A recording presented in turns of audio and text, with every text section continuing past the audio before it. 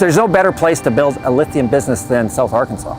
El Dorado, a city named for mythical golden roads, became a boomtown for the liquid gold beneath it.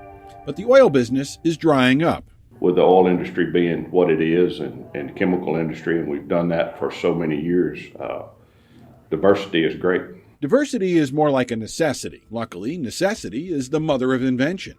To power all the batteries in America's future, we're going to need lithium, millions of tons of it. Right now, we make less than 5,000 tons in this country. But just like the discovery of oil in this place about 100 years ago, the answer might be a couple of miles below our feet in South Arkansas.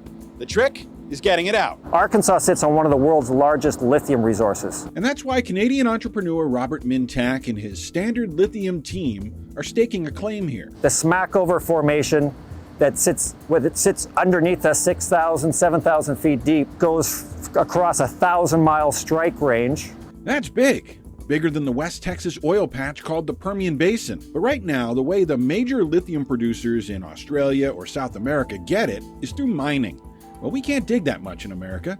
Good thing Mintak isn't a miner. His partner, Andy Robinson, has a PhD in geoscience. They're using chemistry and tapping into a petrochemical resource that's been here for 60 years. So we take the brine, the mineral-rich solution. After LANXESS take the bromine out, it goes into these two reactors. The same Smackover formation that made Murphy Oil also yields bromine.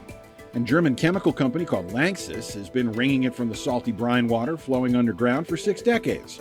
Standard Lithium is doing something similar to the brine after LANXESS is done with it. We've developed a process that selectively plucks the lithium ions from the brine. Plucking ions sounds high-tech, like rocket science. Rockety, sciencey stuff often requires an effort to prove it actually works. So far, so good. We have in the final tank an extremely high purity lithium chloride solution, all in less than 8 hours to get to this point. You almost want to hold your phone up to the tank to get some juice, but Mintak says we're only in the first inning when it comes to bringing this kind of lithium production up to scale. But it's the stuff of dreams for local leaders looking for a clean, new chapter for the region. Anytime industry is coming, I think that's amazing, not only for our city, but definitely for our citizens. I hope it grows great guns. I'm looking forward to it. I hope it goes well enough that maybe even a battery manufacturer would like to relocate closer to the source. We need the jobs here in Union County. Battery makers are already eyeing places in Texas and Tennessee. There's a big workforce in one of those places and car plants in the other. But with a few more innings under their belt, Judge Lofton's battery boomtown dream might not be too far-fetched. We can find a way to extract lithium from that brine in a sustainable 21st century approach in a region where you can actually build a project. Today, Governor Sarah Huckabee Sanders announced that ExxonMobil will start drilling for lithium in the southwest part of the state. They hope to extract the essential component for batteries out of what's called the Smackover Formation. Miles below the surface is a salty fluid called brine. Lithium is extracted from that liquid. Well, the region has a history as an oil and natural gas producer. Well, now Exxon plans to be an early player in this emerging renewable industry. Not only will we tap into a potentially vast new source of lithium, but we'll also use modern manufacturing processes that are far less intrusive and significantly lower environmental impact than traditional methods. The company said small-scale drilling can begin very soon, but the oil giant expects to be up to full production by 2027. And their claims in the Smackover Formation could produce enough lithium for more than 1 million electric vehicles by the end of the decade. And we are now moving at breakneck speed to become the lithium capital of America. 2 major energy companies are about to step on the accelerator towards a new future. And the fuel under the hood is going to come from right here in Arkansas.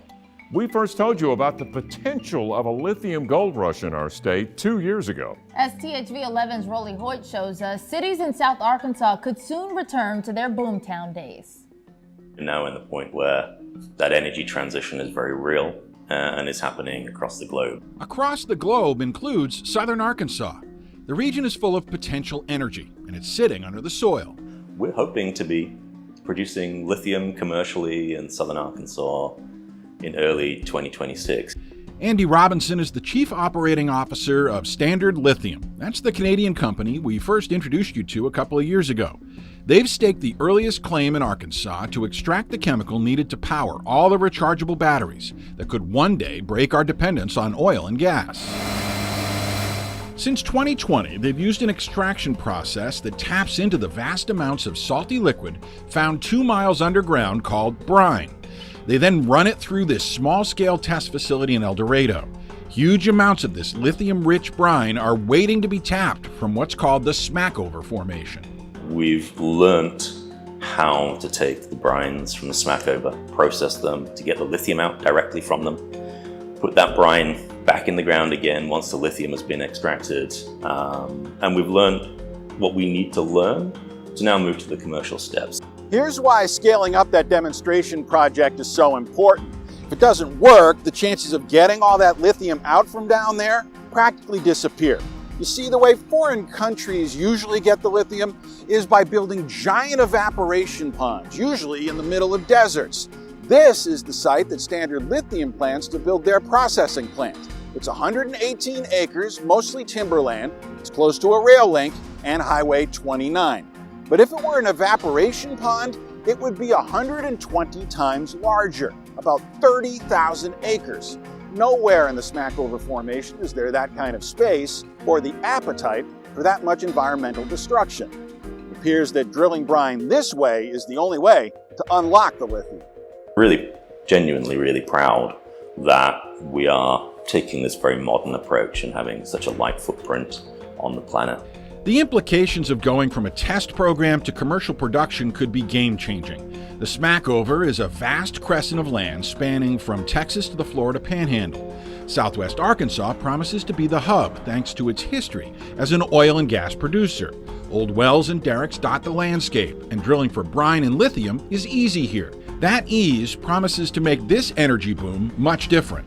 We're really aiming to be a leading supplier of lithium by 2030. If you're looking for signs that extracting it from brine is going to work, look no further than 2 weeks ago. That's when oil giant ExxonMobil bellied up to the lithium bar with an announcement alongside Governor Sarah Huckabee Sanders. This is something that has the ability to have tremendous long-term economic impact. Patrick Howarth with ExxonMobil outlined the oil giant's goals that day at the state capitol.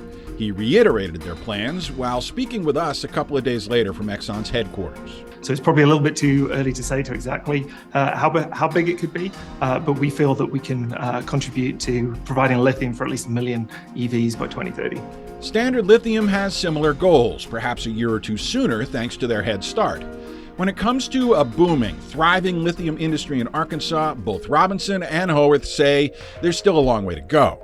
But to them and their investors, that potential energy is there. The world and North America really needs lithium urgently, and we think that these critical resources that we're hoping to develop in Southwest Arkansas near Magnolia can play part of that story. And there will be ups and downs over the years, but we think this is a long-term energy transition, and Southern Arkansas is definitely going to be a central hub for this story. In El Dorado, Rolly Hoyt, THV11 News.